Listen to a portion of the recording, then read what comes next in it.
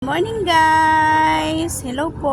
Ayan na po yung mga tanim po namin. Ayan. Ang bilis niya lumaki. Grabe, nakakatuwa. Kaya yun. Ito, imagine mo yung sili. Ganito pa lang siya kaliit po. Tapos ano po, ang dami niya ng ang dami niya ng ayan, bunga. Ayan, bulaklak. Magbubulaklak na siya. Nakakatuwa. Sabi ko, liit-liit pa lang pero may magkakabunga na siya. Ayan po.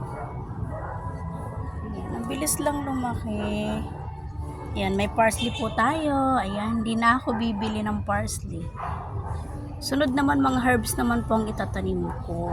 Para pag halimbawa kailangan na magluto ako, hindi na ako nagbibili sa palengke. Yun po kasi ang gusto ko, yung kukunin mo na lang yung isasog mo sa lutuin mo, ganyan. Hindi ka na mabili sa palengke, matakbo-takbo ka pa doon.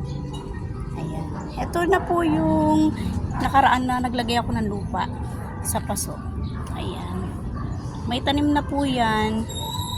Ayan, pipino po ang tinanim namin dyan. Diba? Pinagawan ko na rin yan ng patungan sa bayaw ko. Ayan. Sabi ko, hindi pwede kasing nakalapag lang kasi maraming pusa, kinakalkal. Ayan po, diba? Nakakatuwa. 6 po yung nalagyan, nataniman ko. Ayan. Nakakatuwa. Ayan.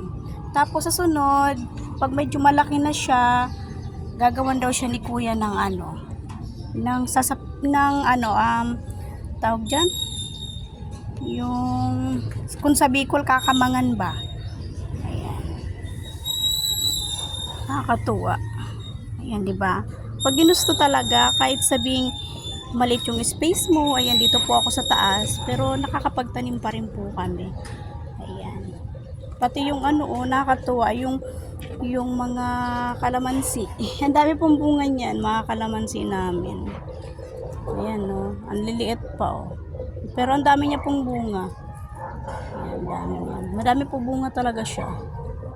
Ayan, nakakatuwa. Ayan, sunod mga herbs naman ang itatanim ko. Dito po yan sa taas. Ayan, kasi dito ako kahit pa paano garden kahit maliit ang space. Ayan. Thank you po. Thanks for watching. Have a nice day po. God bless. Bye-bye.